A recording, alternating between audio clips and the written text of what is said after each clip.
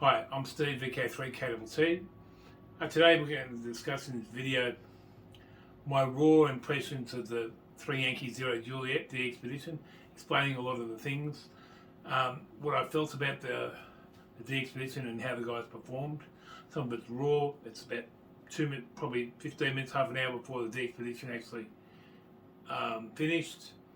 So it's a little bit harsher than it might be with hindsight. I know now that they worked 17,800 odd people, a really good number.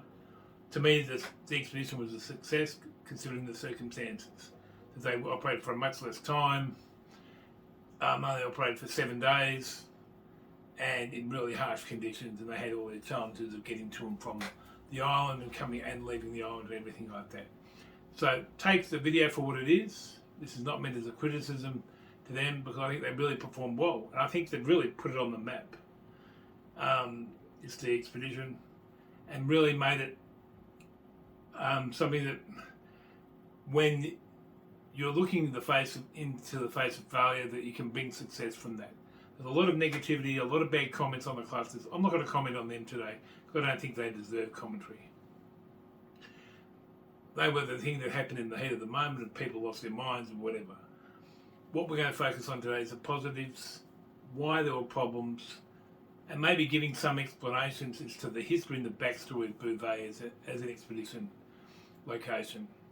This is one of the toughest places to activate. There are a few others that are pretty tough as well, Malpolo, Peter 1, Herd Island, but this is still a very, very tough place to activate. The weather is changing all the time. It's in the furious 50s in the latitude, right down near Antarctica. It's exposed. There's no protection anywhere.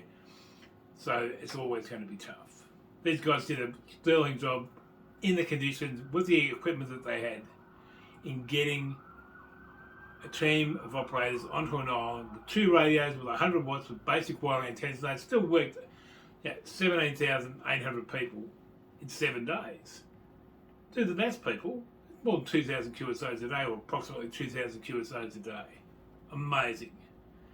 They didn't want to do a lot of FT8, but I'm looking at their numbers now, and it's almost half FT8 and half, and the rest of it was CW and SSB. So I think that really says something about the FT8 is really a backstop of the expeditioning now, and really has to be taken seriously. Also, CW and SSB, I managed to work with them on 15, 17 CW and CW, and I worked on one side on FT8. I wasn't trying to be a band hog, it's just I didn't know if I was in the log. The QSOs were that faint and thin. People told me I made it through. I have a lot of noise where I am. I'm just a suburban station dealing with solar panel noise, everything like that, so I had to deal with it. Anyway, I hope you enjoy the video. Don't take it as a criticism because I think this was a really successful expedition. 20,000 QSOs, nobody else has done that for quite a long time. Chuck was there for 3 months. I think he made 15,000 QSOs. The previous expedition, I said 15 years, it's actually 30 years. 1989, 1990, 3 Yankee 5 X-ray, where they went with helicopters. Been a couple of other smaller activations since then. But really and truly, this place is tough. So if you're in the log, congratulations. If you're not in the log, don't be too hard on yourself, mate, because really, it was that hard to get in. I was lucky here in VK, we had a pipeline at 17 metres, and I was able to hear them on 15 metres because we had really, really good solar conditions. The SFI was 240, it was 200 sunspots at some stage. So we were really lucky, and we didn't have the DQRM that you had in Europe or in North America. So let's look at the positives. Let's see what they did. There's a bit of analysis here.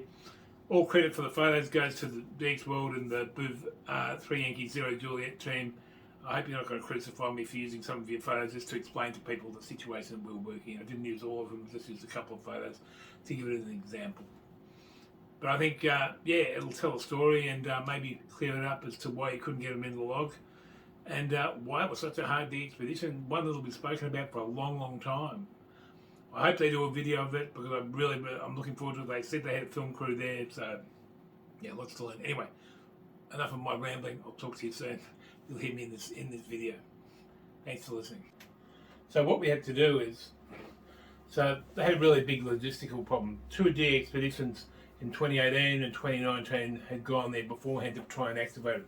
The first crew left from Punta Arenas, which is basically I think it's Argentina, and they took a boat there. The boat actually saw the island. They were offshore from the island. It was a big boat, had 2 helicopters on there, 2 small helicopters to take stuff on there. Well-prepared crew, probably spent $750,000, $800,000 at least to get there. And one of the engines on the ship died. The captain made the call and made the boat return to port. So they saw the island and never left.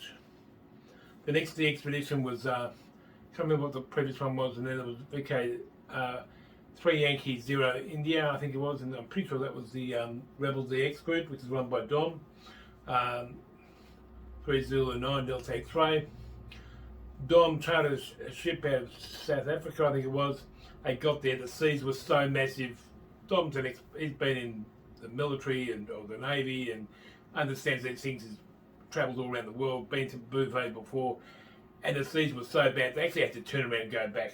I think they just saw the island as well, but they had to turn around and go back and sit it out. Then we had COVID, so nobody could really do that, and created a dxpedition that became 3 Yankee 0 Juliet. So basically what happened is they had this big plan, they raised a lot of money, were begging and whatever, and they raised about $850,000 US dollars. I think it was. So they had a plan. They're going to use this large sailboat, the Marama. It's 100 foot long, fairly big boat, a bit narrow if you ask me, but I'm not the expeditioner, so the crew had experience in Antarctic conditions, so everything seemed to be fine with that. And they did training in Norway, in the cold, climbing cliffs, because they believed where they were going to land, they had to climb the cliffs. And overcoming, then they had to bring all their equipment over. So then they did a couple of beach landings in Norway, which were obviously pretty basic. What I believe, and I really don't know everything about it. So the conditions on the ocean when they've arrived there had still been really, really rough. They were talking that they couldn't land the boats on the beach fronts because it was just so rough.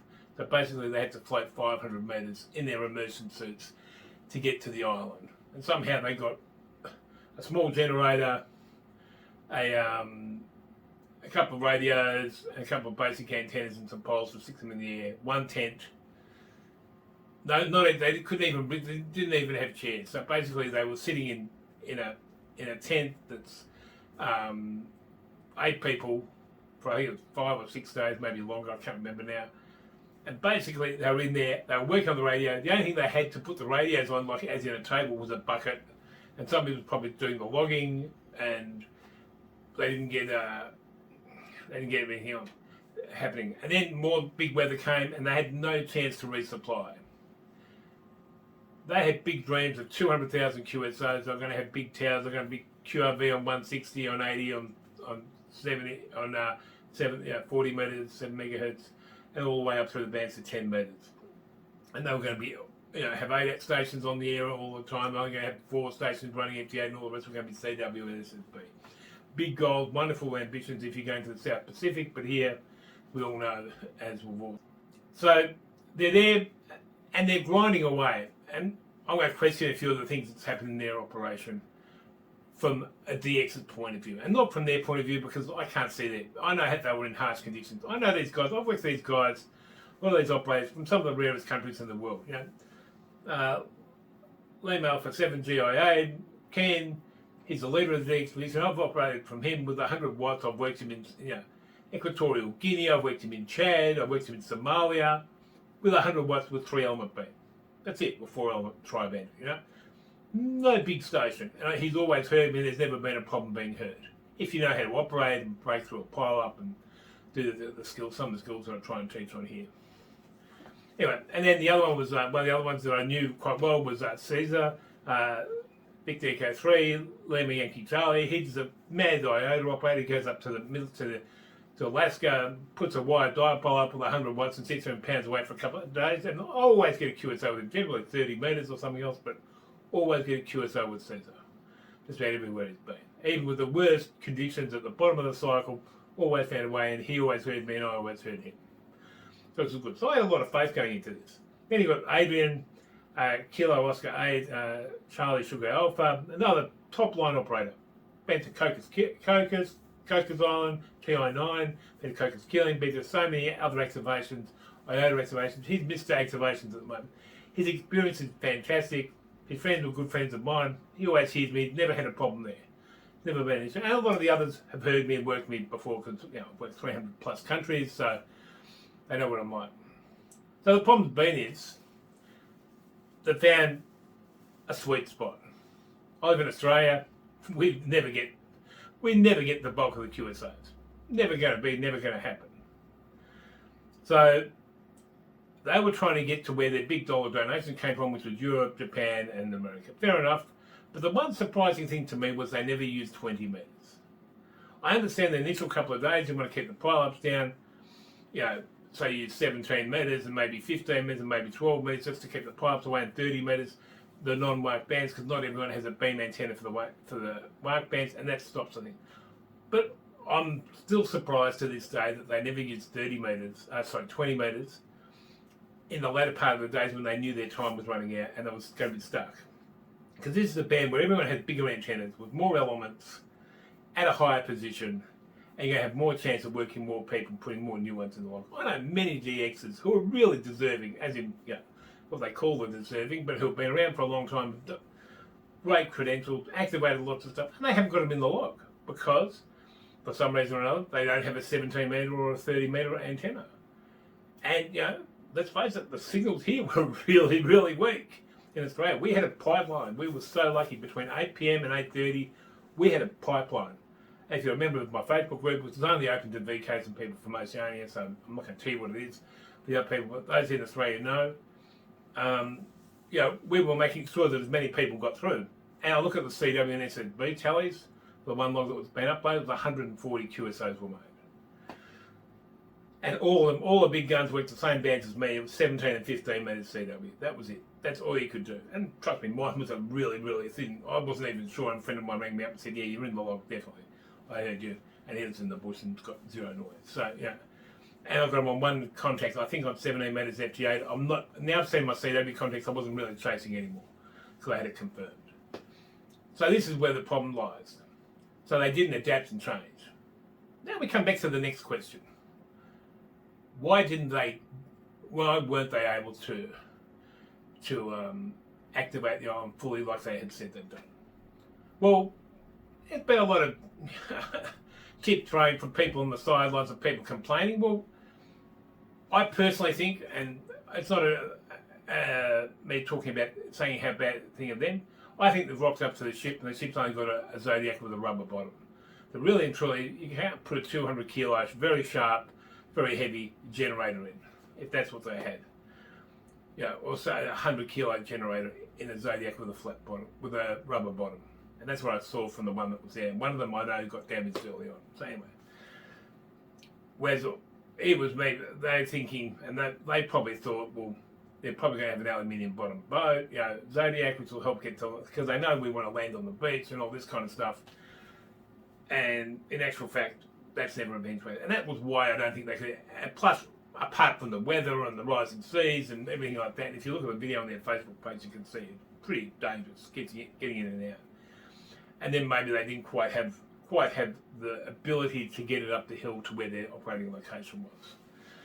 So it was terrible, very sad.